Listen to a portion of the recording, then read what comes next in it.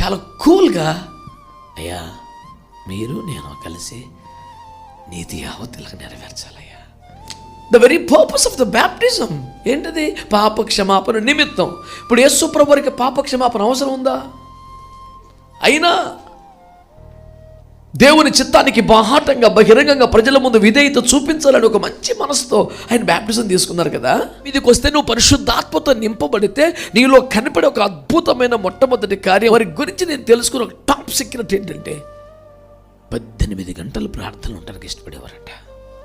ట్రైన్లో ఫస్ట్ క్లాస్లో టికెట్ చేసిన, సెకండ్ క్లాస్లో టికెట్ చేసిన, ఈరోజు 18 గంటలు ఇంకా 5-6 గంటలు మిగిలి ఉంది కాబట్టి అప్పుడే పడుకోకూడదని అందరినీ పడుకోనిచ్చి లైట్లు ఆపితే ఆ పక్కన మోకరించి ప్రార్థన చేసుకునేవారంట.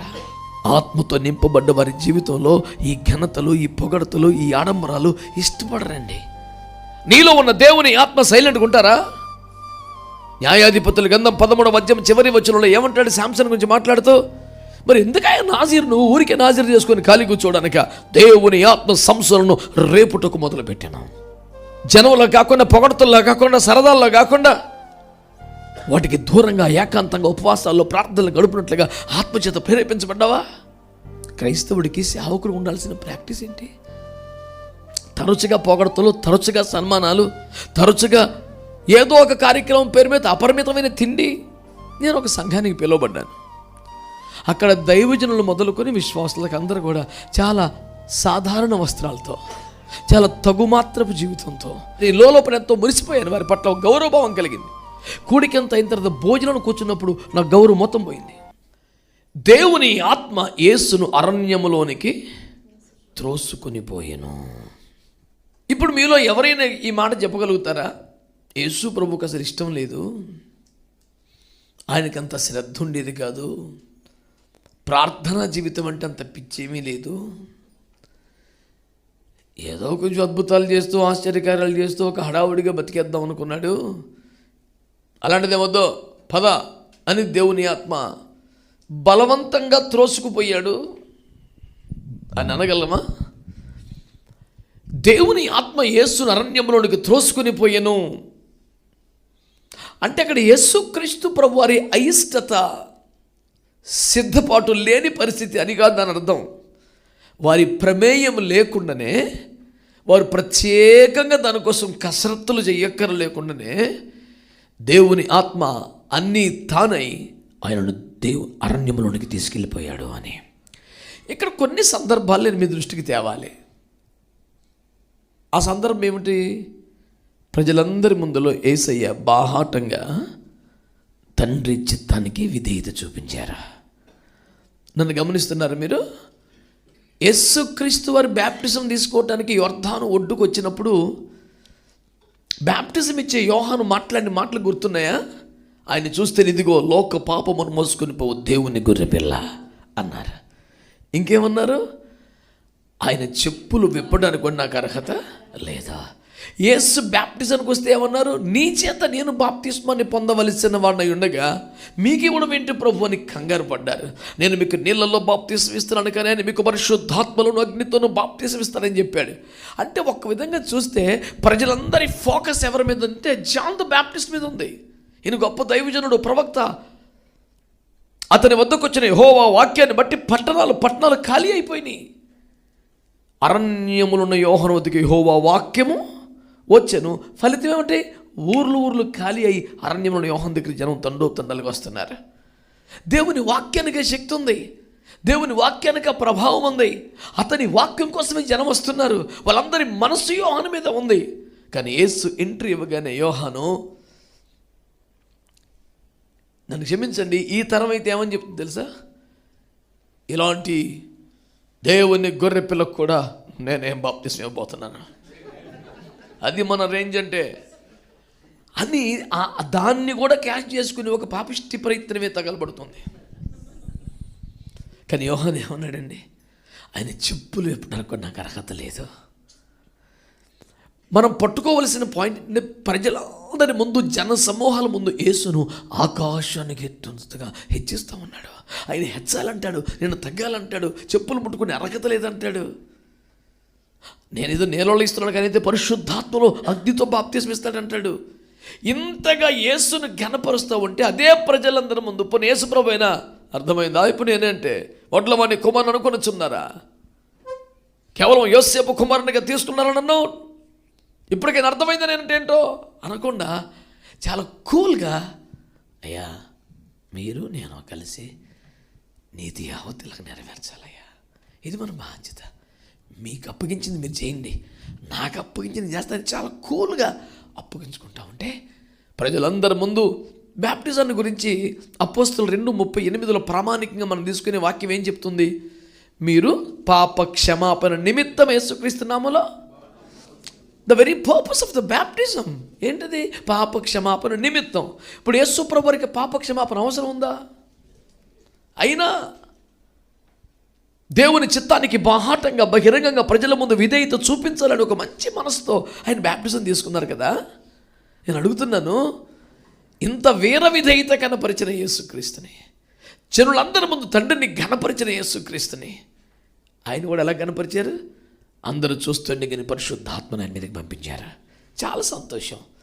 ఇప్పుడు పరిశుద్ధాత్మను పొందగానే యేసు చేసింది ఏంటి తెలుసా? వెంటనే ఇది మొదలుకొని బాప్తిస్మ యోహాను మౌనంగా ఉండవలను, నేను మాట్లాడతాను అనలేదే. ఆయన మీదకి దేవుని పరిశుద్ధాత్మ వస్తే పరిశుద్ధాత్మ చేసిన మొదటి పని ఏంటి తెలుసా? నన్ను ఎక్కువసేపు జనాల్లో ఉండదు పదా అని తీసుకెళ్ళి ప్రార్థనలో కూర్చోబెట్టాడు. ఆమేన్, హల్లెలూయా. పరిశుద్ధాత్మ నీ మీదకి వస్తే, నువ్వు పరిశుద్ధాత్మతో నింపబడితే నీలో కనపడే ఒక అద్భుతమైన మొట్టమొదటి కార్యం ఆత్మ నడిపింపు కనుక నీకుంటే నువ్వు ప్రజలతో తక్కువగా దేవునితో ఎక్కువగా గడిపే అనుభవం ఖచ్చితంగా ఉంటావు. దైవజనులు భక్త్ సింగ్ గారి పేరు ప్రస్తావించారు కనుక నేను కూడా చాలా దగ్గరగా చాలా ఆసక్తిగా వారిని గమనించి వెంబడించిన ఒక అజ్ఞాత భక్తులను ఒకరిని. వారి గురించి నేను తెలుసుకున్న ఒక టాప్ సీక్రెట్ ఏంటంటే 18 గంటలు ప్రార్థనలు ఉండడానికి ఇష్టపడేవారంట. సంవత్సరానికి కాదు. ఆయనతో బాగా క్లోజ్గా అసోసియేట్ అయిన వాళ్ళు మా బంధువులు చాలామంది ఉన్నారు హైదరాబాద్ హెబ్రోన్లో. ఇప్పటికైనా హైదరాబాద్ వెళ్తే ఒక పగలు నాకు ఏ పరిచయం లేకపోతే కాసేపు అక్కడ కూర్చొని వస్తాను పోయి వారి అనుభవాలు జ్ఞాపకం చేసుకుని, అబ్బా ఏం సేవ చేశారయ్యా. ట్రైన్లో ఫస్ట్ క్లాస్లో టికెట్ చేసిన, సెకండ్ క్లాస్లో టికెట్ చేసిన, ఈరోజు 18 గంటలు ఇంకా 5-6 గంటలు మిగిలి ఉంది కాబట్టి అప్పుడే పడుకోకూడదని అందరినీ పడుకోనిచ్చి లైట్ లేపితే ఆ పక్కన మోకరించి ప్రార్థన చేసుకునేవారంట. నాకు రిజర్వేషన్ చేశారు కదా మంచిగా పడుకుందాం అనుకోకుండా. ఇందాక అయ్యగారు పరిచయం చేసినట్టు షాద్ నగర్లో, మహబూబ్ నగర్లో, జడ్చర్ల ప్రాంతంలో తాతయ్య పరిచయం చేసిన దినాల్లో ఉదయకాలపు ప్రార్థనకి సాధ్యమంతగా మందిర దగ్గర ప్రజలు రావాలి. పనులన్నీ ముగించుకొని పిల్లలు డ్యూటీకి వెళ్ళిపోతే, భర్తలు స్కూల్కి వెళ్తే భర్తలు డ్యూటీకి వెళ్ళిపోతే 10-11 గంటలకల్లా ఎవరింట్లో వాళ్ళు మోకరించి ప్రార్థన చేస్తూ మూలుగులు కన్నీరుతో శబ్దం వినబడాలి. ఈయన రాత్రులు గురకావాడు దిగినట్టుగా పగలు లాఠీ పట్టుకొని వీధుల్లో తిరిగేవాడట. ఏ ఇంటిలో ప్రార్థన శబ్దం ఆయన వీధుల్లో తిరిగితే ఏ ఇంట్లో ప్రార్థన వినబడకపోతే ఇంటి దగ్గరగే, సువార్థమా ప్రార్థన వినబడలేదు, ఏం చేస్తున్నావు నువ్వు అని వీధుల్లో అరుచుకుంటూ తిరిగేవాడంట. నేనేమన్నానంటే ఆత్మతో నింపబడ్డ జీవితంలో కనపడే మొదటి లక్షణం వాళ్ళు ప్రజలతో తక్కువగా దేవునితో ఎక్కువ గడుపుతారు. అలా గడపడానికి దేవుని ఆత్మ వాళ్ళు ఫోర్స్ చేస్తుంది. దేవుని ఆత్మ వారిని ఒత్తిడి చేస్తుంది, తీసుకెళ్ళిపోద్ది. ఇక్కడ ఒక ప్రాముఖ్యమైన పాట ఏంటంటే ప్రజలంతా ఇక్కడ పొగుడుతున్నారు, ప్రజలు ఘనపరుస్తున్నారు. అమ్మ బాబోయ్ నువ్వు అది ఇది అంటున్నారు. యోహాను లాంటోడే నీ చెప్పులు విప్పటానికి నాకు అరగతలేదంటాడు. నేను ఆఫ్టర్ ఆల్ నీళ్ళలో ఇస్తున్నాను, మీకు పరిశుద్ధాత్ములు అగ్ని ఈయన బాప్తిస్మం ఇస్తాడంటాడు. ప్రజలందరూ విపరీతంగా ఘనపరుస్తున్న సమయంలో పరిశుద్ధాత్ముడు నాన్న ఇక్కడ ఉండదు, పద వెళ్ళిపోదాం. ఆత్మతో నింపబడ్డ వారి జీవితంలో ఈ ఘనతలు, ఈ పొగడతలు, ఈ ఆడంబరాలు ఇష్టపడరండి. అలాంటి పరిస్థితులకి, అలాంటి వాతావరణానికి దూరం అయిపోవడానికి ఇష్టపడతారు, ఏకాంతంగా వెళ్ళిపోవడానికి ఇష్టపడతారు. అక్కడ రాయబడిన వాక్యం ఏంటి తెలిసిన? ఆయన అరణ్యములు శోధింపబడుటకు ఉపవాస ప్రార్థన చేయడానికి నడిపించబడ్డాడు. The spirit of God was led Jesus Christ into wilderness for the fasting prayers, to be tempted by the devil, to come out with the victorious Christian living. నేనంటాను, ఏకాంత ప్రార్థన జీవితానికి, ఉపవాస ప్రార్థన జీవితానికి, విజయవంతమైన క్రైస్తవ జీవితానికి పరిశుద్ధాత్మ నిన్ను ఒత్తిడి చేస్తాడు, తోసుకెళ్ళిపోతాడు. నేను ఆత్మచేత నింపబడ్డాను, నేను ఆత్మను పొందుకున్నాను, పరిశుద్ధాత్మను కలిగి ఉన్నాను అనే సాక్ష్యం చెప్పే ధైర్యం పొందిన వారందరూ కూడా ఈ మాట చెప్పాలా? నువ్వు ఉపవాస ప్రార్థనలకి దేవుని ఆత్మని ఒత్తిడి చేస్తున్నారా? ఏకాంత ప్రార్థనకు ఒత్తిడి చేస్తున్నారా? నీలో ఉన్న దేవుని ఆత్మ సైలెంట్గా ఉంటారా? న్యాయాధిపతుల గ్రంథం 13వ అధ్యాయం చివరి వచనంలో ఏమంటాడు శాంసన్ గురించి మాట్లాడుతూ, మరి ఎందుకయ్యా నాజీరు నువ్వు ఊరికే నాజీరు చేసుకొని ఖాళీ కూర్చోవడానిక? దేవుని ఆత్మ సంస్థలను రేపుటకు మొదలుపెట్టాను. ఎందుకని ప్రతిష్ట? ఎందుకని నాజరు? ఒక పక్క దేవుని తోట పాడవుతుంది, ద్రాక్ష తోట కావలి వారిని సింహం చంపేస్తుంది. నువ్వు బయలుదేరు. ఎందుకు కదా నేను ఏర్పాటు చేసుకున్నాను నేను. నువ్వు ఎందుకు పిలువబడ్డావో, ఎందుకు పుట్టావో, ఎందుకు బ్రతుకుతున్నావో, నీ పర్పస్ని ఎప్పటికప్పుడు జ్ఞాపకం చేస్తూ ఆ దేవుని కార్యము చేయనట్లుగా నిన్ను తీవ్రంగా రేపేవాడు దేవుని పరిశుద్ధాత్మ.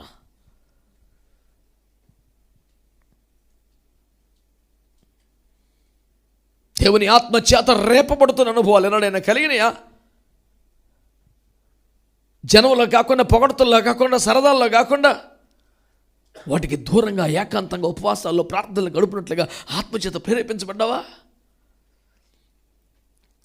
యోహాను సువార్త 2లో ఇప్పుడు చదవక్కర్లేదు, కానీ యేసుప్రభువు వారు మాట్లాడుతూ ప్రజలు ఆయన్ని అభిషేకం, రాజుగా పట్టాభిషేకం చేయాలనుకున్నప్పుడట వెంటనే మరలా కొండల్లోనికి. ఆయన లైఫ్ స్టైల్ ఏంటి? రాత్రంతా ప్రార్థన చేసుకుంటారు, ఉదయం వస్తారు. చెప్పండి, ఆయన రాత్రంతా ప్రార్థనలో ఉంటారు, ఉదయమే కొండ దిగి వస్తారు. కానీ ఏం జరిగింది? ఉదయమే కొండ దిగి ఊర్లోకి రాగానే ప్రజల మూమెంట్ అంతా చూశారు. ఏంటో మూమెంటు? మళ్ళీ పట్టాభిషేకం చేద్దామని ఈ మూమెంట్ ఎప్పుడు చూశారో, ఒరే ఇది కరెక్ట్ కాదు, వెంటనే మళ్ళీ కొండలోకి వెళ్ళిపోయారు. యాక్చువల్గా పగలంతా పరిచయం చేసి మళ్ళీ రాత్రికి వెళ్ళాలి. ఆనాటి పగలు పరిచయం క్యాన్సిల్, వెళ్ళిపోయారు కొండలోకి. అంతే. అంటే ఆ రోజు ప్రకటించవలసిన సువార్త కంటే, స్వస్థపరచవలసిన రోజుల కంటే ఈ ఘనతలకి, పొగడతలకి, పట్టాభిషేకాలకి దూరం ఉండడం చాలా ఇంపార్టెంట్ అనుకున్నారు. Because he was led by the Holy Spirit God. పరిశుద్ధాత్మతో నింపబడ్డ వారి జీవితాలు ఎట్లుంటాయి? మరలా ఎంఫసైజ్ చేయాలని కోరుతున్నాను ఈ మాట మీద. ప్రార్థనా జీవితానికి అత్యధిక ప్రాధాన్యం ఉంటుంది. జనాల్లో కన్నా ప్రభు పాదాల దగ్గర గడపడం ఇష్టం అనిపిస్తుంది. ఉపవాసాలు, జాగరణాలతో భక్తిని సాధన చేసుకోవాలనిపిస్తుంది.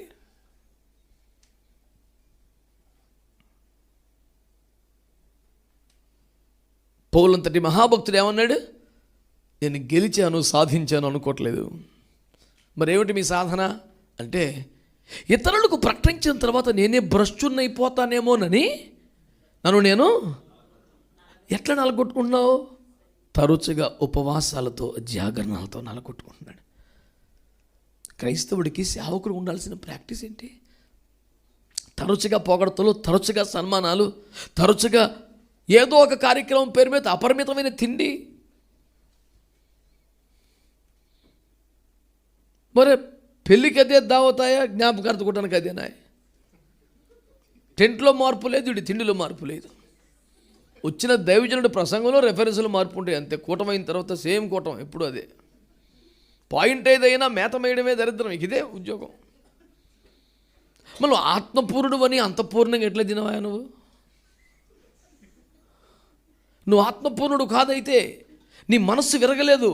పాత నిబంధన కాలంలోనే అయ్యా నేను తప్పు జరిగిపోయింది, తప్పు చేశాను, పొరపాటు అయిపోయింది, 1,00,000 గొర్రెలు నాకు బలివురా అని చెప్పి నువ్వు అనుంటే నేను ఈజీగా ఇచ్చుండేవాడిని కాదు. నువ్వు బలును కోరువాడు కాదు, విరిగిన మనసు నీకు ఇష్టమైపోయిందని తిప్పలు పడుతున్నాడు పెద్ద ఆయన 51వ కీర్తనలో. ఎవరైనా ఒరువరి అసలు పరిచయం లేనట్టుందా 50వ కీర్తన? 51వ కీర్తనలో దావీదు పశ్చాత్తాపం చూశారు కదా, ఏడ్చి ఏడ్చి లాస్ట్లో ఏమన్నాడు? ఇన్ని కాదు, నువ్వు ఒక బలి అడిగితే ఇచ్చుండేవాడిని, యేసు రక్తమే జయం. ఇంత కృప పొందిన తర్వాత ఇంత భీకరమైన పాపం చేసినా ఒరి పాపిష్టి మానవా, నువ్వు 1,00,000 గొర్రెలను బలి ఇవ్వాలంటే హ్యాపీగా ఎగిరి గంతేసి ఇచ్చేస్తాడు. ఎందుకంటే రాజుగా తనకు చాలా సులువైన కార్యం. నువ్వు బలిని కోరట్లేదే, నువ్వు కోరితే ఈ పాటికి ఇచ్చుండేవాడిని. ఇప్పుడు ఏం కావాలన్నాడు దేవుడు? చెప్పండి నాన్న. ఇప్పుడు ఆ మనసు విరగటం లేదు. ఇన్ని పాటలు పాడి, ఇన్ని పాటలు రాసి, ఇన్ని సింహాలు చంపి, ఎంత చేసినా కూడా మనసు విరగటం ఇంకా కలుగుతుంది దేని మీదో. ఓరి నాయనో, నా పరిస్థితి నాకు అర్థమైందయ్యా. మా చిన్నాన్నగారు పాడేవారు ఇప్పుడు ఒక పాట, అద్దమంటిది వాక్యము చూసుకో హృదయము, దిద్దుకో జీవితం అని. దేవుని వాక్యం అర్థములో ఎదుటోడి మీద కౌంటర్లు వేయడానికి దొరకవు. నీకు అర్థమైతే నిన్ను సరి చేసుకోవటానికే దొరుకుతుంది ముచ్చట్లో. ఆమేన్. కనుక మన టాపిక్ ఏంటి దినం?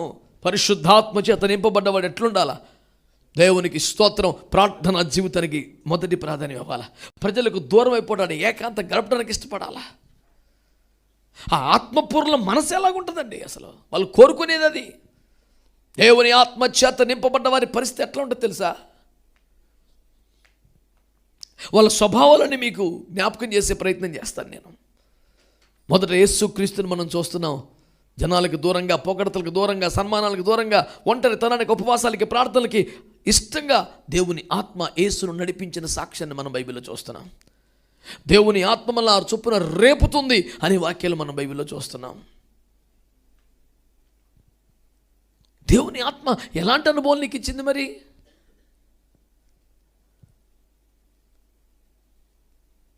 నేను ఒక సంఘానికి పిలువబడ్డాను. అక్కడ దైవజనులు మొదలుకొని విశ్వాసులకు అందరూ కూడా చాలా సాధారణ వస్త్రాలతో, చాలా తగుమాత్రపు జీవితంతో, చాలా వైరాగ్యంతో, ఉపేక్షతో చక్కగా వాళ్ళు జీవిస్తున్న తీరు చూస్తే నాకు చాలా అబ్బురం అనిపించింది. వా, మిగుల వెలగల వస్త్రములు వద్దు అనే వాక్యాన్ని కూడా ఎక్కువ శాతం క్రైస్తవ్య నిర్లక్ష్యం చేస్తున్న ఏరియాను కూడా వీళ్ళు చాలా సిన్సియర్గా పాటిస్తున్నారు. వండర్ఫుల్ అని లోపల ఎంతో మురిసిపోయాను. వారి పట్ల గౌరవభావం కలిగింది. కూడికంత అయిన తర్వాత భోజనం కూర్చున్నప్పుడు నాకు గౌరవం మొత్తం పోయింది. ఒక్కొక్కడు ఇద్దరు ముగ్గురు తినే తిండి తిని పారేస్తున్నాడు. నాకు చాలా అసహ్యం వచ్చేసింది. అది ఏంటో తిండి, చీ బాబోయ్, అసలు చాలా కోపం వచ్చేసింది నాకు. పట్టలేనంత కోపం వచ్చింది నాకు. వెరీ నెక్స్ట్ మెసేజ్లో చెప్పాను. ఇందాక నేను భోజనాలు చేసే తీరంతా చూశాను. ఎందుకంటే నాకు మొహమాటంగా ఇండైరెక్ట్గా డైలాగులు ఆ పద్ధతి ఇష్టం. వాక్య ప్రకారం సూటిగా ఖండించాలి అంతే. ఈ డొంక తిరుగు డైలాగులు, ఈ పనికి మళ్ళీ పని నష్టదు. నేను మీ బట్టలలో, మీ జీవన శైలిలో మీకు వచ్చిన వైరాగ్యం మీ తిండిలో కూడా రావాలి, లేకపోతే పరలోకం కూడా మిస్ అయిపోతారని చెప్పా. దాన్ని నేను తప్పనడం లేదు. చాలదు. ఎందుక మితిమీరిన తిండి? మితము కూడా వాక్యం చెప్పట్లేదా? తిండి తినమని చెప్పిన దేవుడే తిండి పోతవద్దన్నాడు. నిద్రపోమని చెప్పిన నిద్రపోతవద్దన్నాడు. ధనం అన్నిటికీ అవసరం అని చెప్పిన దేవుడే ధనాపేక్ష వద్దని చెప్పాడు. ఏం కనబడవా బైబిల్లో? నీవు దేవుని ఆత్మశక్తి నింపబడితే నీ లోపల ఉన్న ఆత్మ ఉపవాసాలకి రేపుతుంటాడా, మాంసం మీదకి రేపుతుంటాడు నిన్ను? పురుషోత్తములంతా మౌనం దాల్చడంలో విషయం ఏమిటో ఇది నేను తీవ్రంగా బాధిస్తున్న విషయం. ఇది